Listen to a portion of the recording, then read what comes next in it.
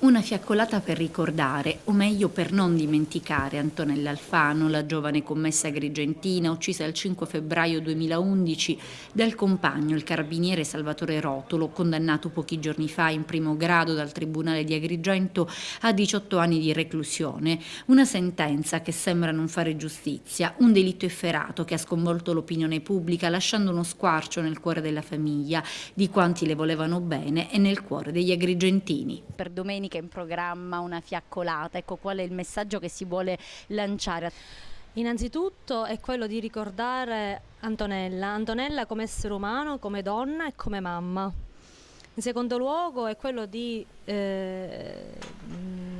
far forte questa situazione, nel senso che quello che è successo a mia sorella può succedere a chiunque donna che si ritrova un compagno, un marito, un fidanzato accanto e un domani scatta una molla, scatta qualcosa e diventa un assassino. Io come persona, io come Alfano Rossana e tutta la famiglia coinvolta come parte lesa, non ci sta per l'esito della sentenza. Una sentenza che sembra aver ucciso per la seconda volta Antonella, la famiglia si aspettava qualcosa di diverso.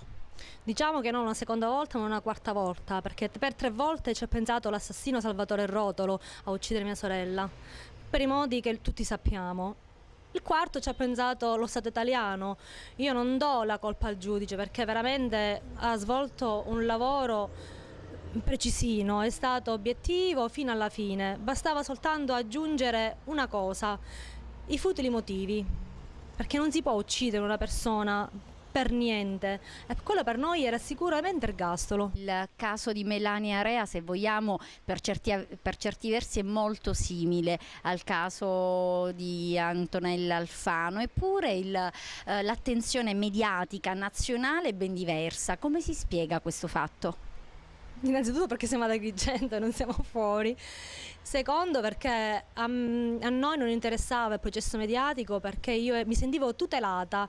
Nella mia mente magari così mi sentivo tutelata dalla legge, perché dico, con tutte queste prove che ci sono a carico suo, vedrai che almeno questa volta in Italia una cosa andrà bene. Dunque, per coloro che volessero partecipare alla fiaccolata, ricordiamo l'orario e il luogo dell'appuntamento.